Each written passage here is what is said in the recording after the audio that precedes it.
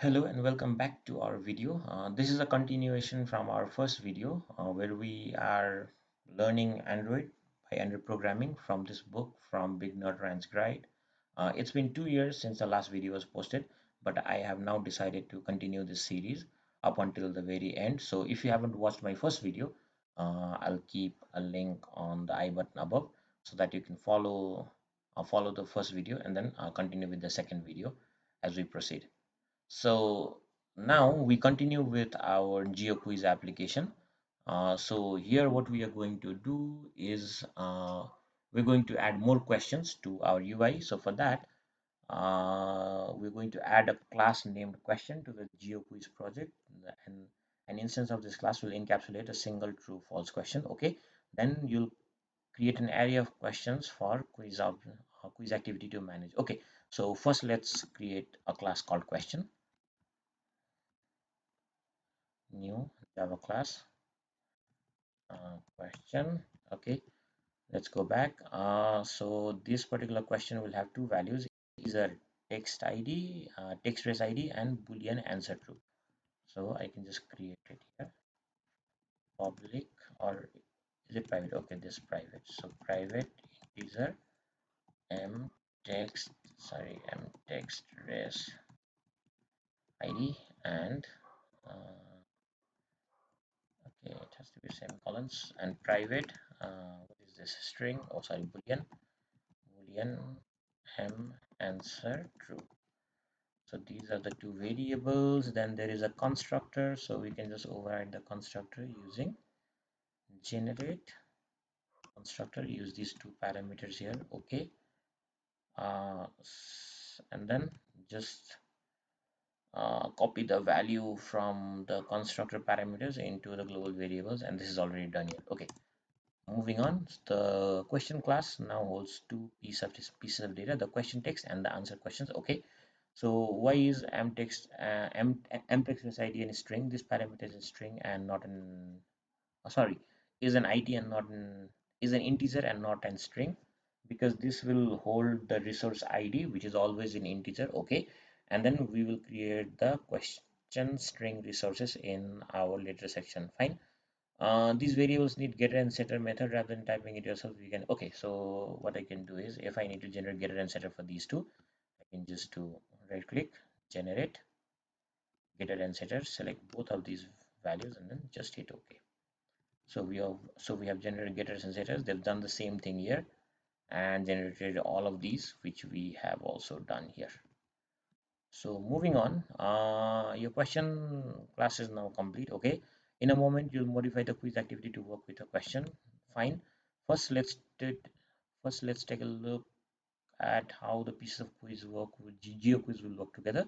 So we are going to have a quiz activity, create an array of question object, and then it will interact with the text view and the three buttons to display the questions and provide feedback. Fine.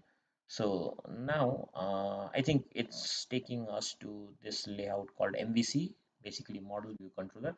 So in the model we'll have question. We'll have a format for a particular question. There are going to be multiple instances of these questions.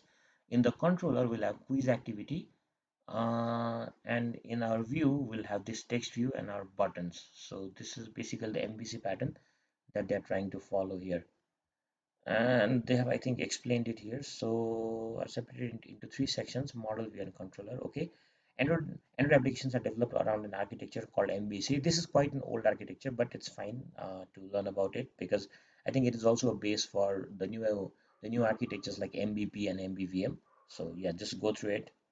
uh, so basically a model object, which is our question class, holds the application's data and business logic. So the model classes are typically designed to model the things your app is concerned with, such as a product in a store, a photo on a server, or a television. So in our case, we have our questions, and model objects has no knowledge of the user interface. So yeah, they are actually very much detached. The model and views are very much detached. They're just connected by the controller, but they have no idea about each other here, right? So basically in Android application, model classes are generally custom classes we create, like we created just like we created the questions classes, and all of the model objects in your application composes is its model layer. Okay, so for our application GeoQuiz, the model layer consists of the question classes. Now the view object knows how to draw themselves on screen and how to respond to user input. Basically these components here on the view side.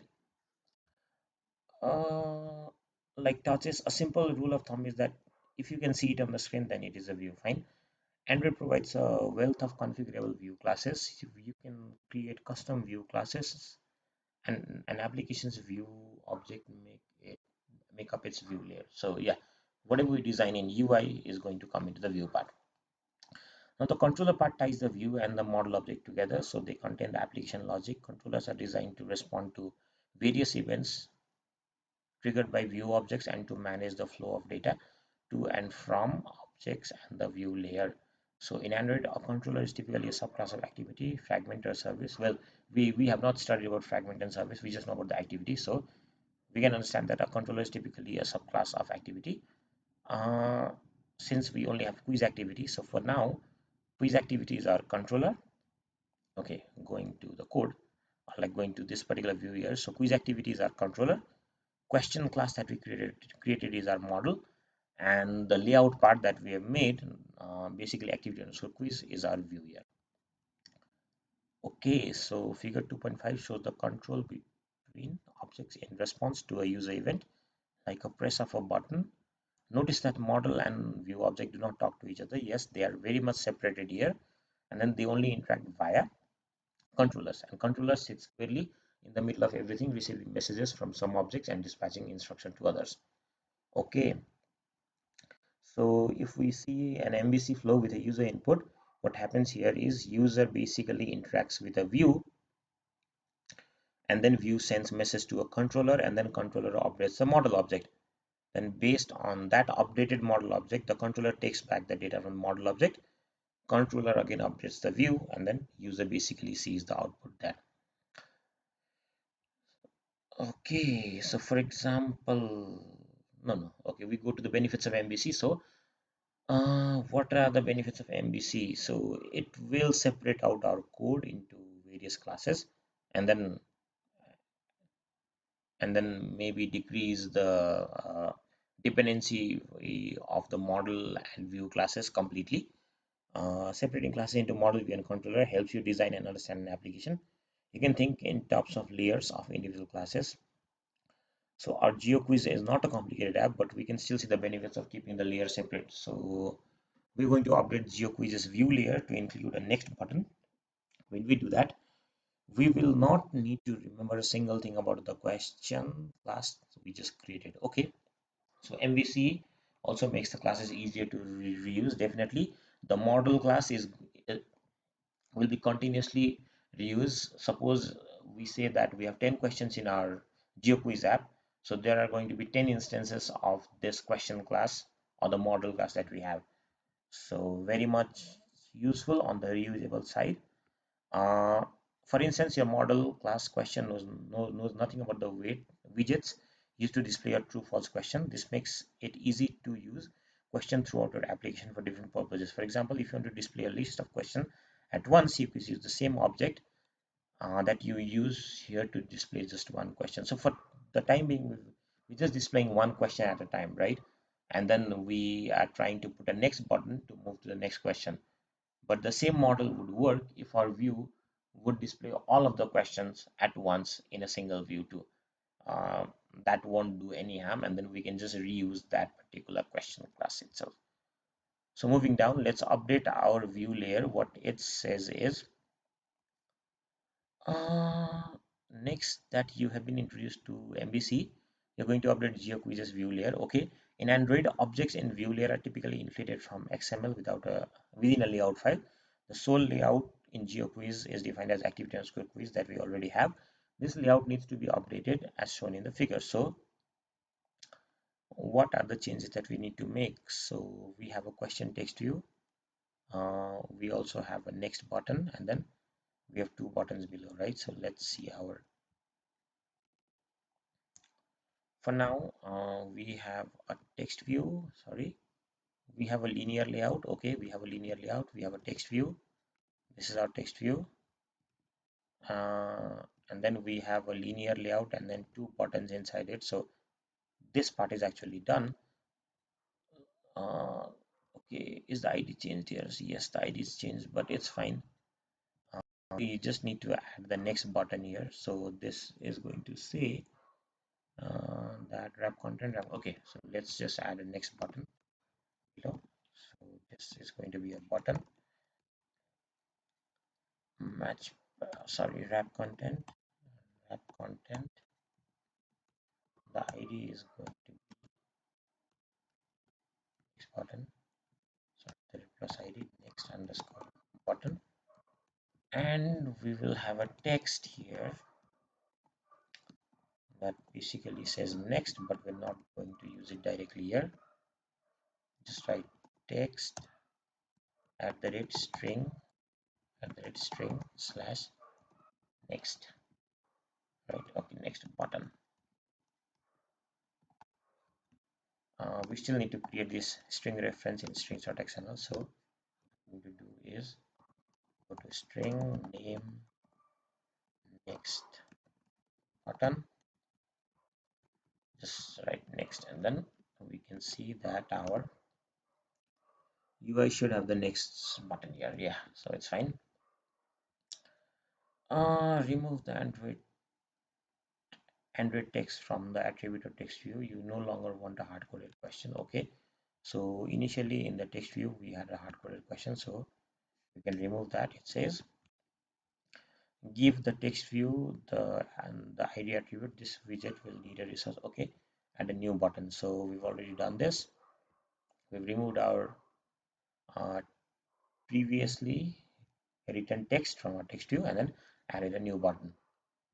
Also, we've added a string resource. This is already done. Let's move on. So it says that we need to add some more questions. I can just copy this, I guess, and then add these questions to string.xml. So it is the same thing as typing these questions, right?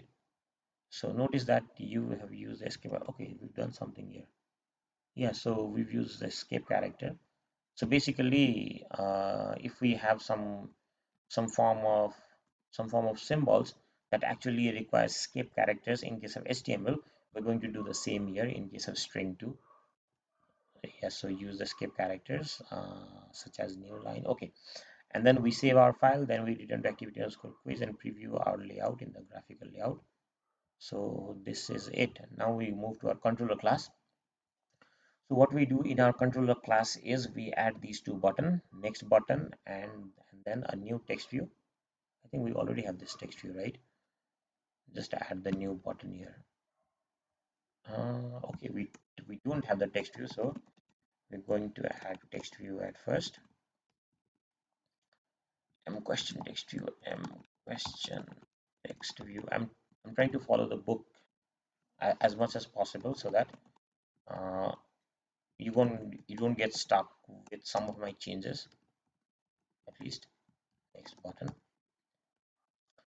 Then what I'm going to do is create a question bank array of type question. Okay, so private, I'm going to create a question array, basically a array of this particular class question here. Then write m question bank equals to new question. So what I'm going to do is I'm just going to copy this, okay, so that it becomes easier for me. So yeah, just copy these questions. All of these strings have been defined here already. So we can see all of these questions, and then these particular questions along with their answer are being defined in this particular question array object here. Then we also have current index. So private m current index equals to 0. Okay, this has to be an integer, sorry. So now after this, here we call the question constructor several times and create an array of questions. That's what we did here. So we basically called the questions constructor. passed in two different parameters. One was a string resource and another one was a Boolean variable. If we look at the questions, is that so yeah, if we look at our questions, we see that there are two different variable. One is integer text resource and another is our Boolean variable. We pass those both of those values accordingly. Going back, in a more complex project, so this array would be created and stored somewhere else. Okay, that is fine. Now we are going to use m question bank and m current index and the XSR methods in question to get a parade of questions. So first of all, we get a reference for text view. Okay, so we already have a text view defined. So what we are going to do is, yeah, so we have our text view. So just define this text view m question text view equals to find by id r dot id dot. I'm not sure about the ID, so let's check activity underscore quiz. Okay, we've not provided any ID here for the question, so let's okay, what has they done? What have they done? So this is question text view. I'll keep the same ID here, question text view, and then use the same ID r dot id dot question text view. And then what they have done is they have gathered the current index and then retrieve the get text res id. Okay, so what we can do is after creating these questions, what we can do is, so take out the question id. So this is going to come from m question bank with an index dot get text id. So and after that we can just set our question into our m question text view dot set text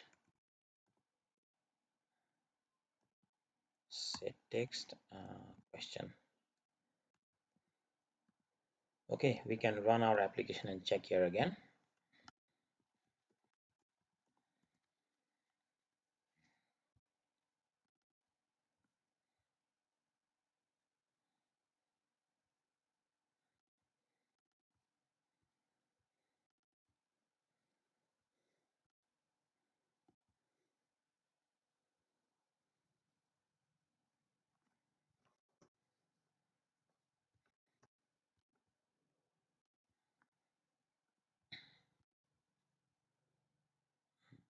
Run our application. We should see this first question related to oceans, and that is the Pacific Ocean is larger than the Atlantic Ocean in our UI. If a code up to here is correct. So the program is running. Meanwhile, let's go back and see what they have done. So save your files, then run GeoQuiz. Okay, we've already started running the GeoQuiz application.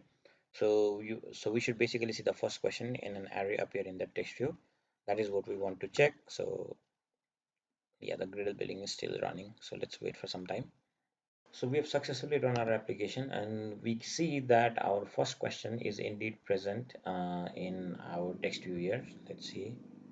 Yes, so this was our first question. The Pacific Ocean is larger than the Atlantic Ocean, and we see that our first question is indeed present. Now let's work with our next button here, as it says so in the book. So yeah, we work with next button. What it asks us to do is define our next button, and yeah, with onClick function, update the index and then update our question. So yeah, let's directly just do this in a code. So as you can see, I already have a button called mnext button here. I have also initialized this mnext button. So what I can do is I can set a click mnext button dot set on click listener new on click listener. So we're working with our next button. In the next button, what we want to do is I want to index I want to update my current index. So I'm just going to do current index plus one. I also put a modulo so that the question gets repeated. So this is m question bank dot length. After this, okay, let me put a semicolon here. After this, Basically, I don't want to repeat this. I think they have done the same question. What I want to do instead is create a private function called update question. Sorry, this should be void update question, and inside this, what I'm going to do is I'm going to implement all of this. So basically take my current index and then set my question from here. So let me just copy this here, and what I can do is instead call the update question function here, and then even inside from the next button I can simply call the update question from here, and it should update my questions. So let me run this again and then check it out.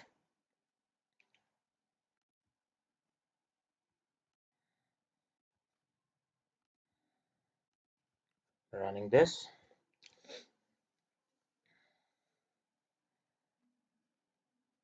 So as you can see on the device, we have our first question. Now when we click on the next button, we see that our questions are being updated, and they're also indeed being repeated because of this particular modulus operation that I've done here in the next in the click of the next button.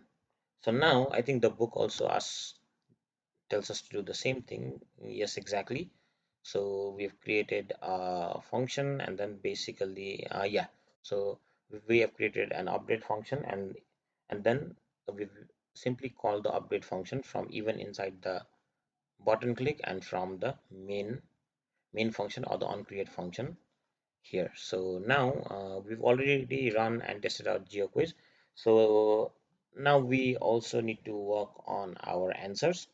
So I'm going to do as follows. So basically I'm going to create a method called check answer, where I'm going to pass if the user has passed true or false inside that particular function. So going back to code, I can do public void check answer, uh, check answer. So I'm going to pass what the user has pressed. If the user has pressed true, we'll get true here. If the user has pressed false, we'll get false here. So let me check, like let me get the actual correct answer from our question bank. So how have they updated this? I'm going to use the same thing. So boolean is answer true equals to m question bank m current index dot is answer, sorry, dot is answer true. Get the actual answer as well as the user pressed answer here. Let's also define a message. Yes, so message res id for our toast. Let's keep it to 0 for now, and then we're going to check if our actual answer and user pressed answer is correct or not. If it is correct, so what do we do if it is correct? I think if it is correct, we can set the integer, like simply set message resource id equals to r dot string dot correct toast, else we can do incorrect toast to r dot string dot incorrect toast. I always miss the semicolon. So after this, I can simply display a toast message based on the user answer. This is going to contain message resource id, and then show the toast here. So I'm going to check my answer from a true and false button. So in case of true button, let me remove this toast from here. So basically call the function check answer and then pass the parameter that the user has pressed true from here. Also do the same from false and check, then basically call the check answer again and pass the parameter false. So this should work. If we have inserted the correct answer, we should get a toast saying that our answer is correct, or if we have entered our wrong answer, then then we should have a toast saying that the answer is incorrect. Let's run the application again and then check. Keep the questions aside. So for the first question, we see that our correct answer is true. We're also going to apply the same answer here, true. So basically we have a correct answer. Now for the next question, we see that the correct answer is false, but if we apply true, then we should get an incorrect toast here. And you see we get an incorrect toast. Again, apply the same for this one. The answer is false, but again we do true, then we get incorrect toast. But for the fourth answer, the correct answer is true, and we are indeed going to hit true, then we get a toast for saying that the answer is correct. So I think we are good up until now. We've already done this, so yeah, after this, yeah, this check answer true is also done. So they've asked us or like taught us a few methods of running our application on our actual Android device. So what we basically need to do is connect our phone to our laptop using our USB cable, and then basically go to the settings of our application. From there, we if we see about phone or tablet option, then go inside it, press the view saying build number 7 times, then we can see that we get a new hidden option called developer option, and inside that we need to enable USB debugging.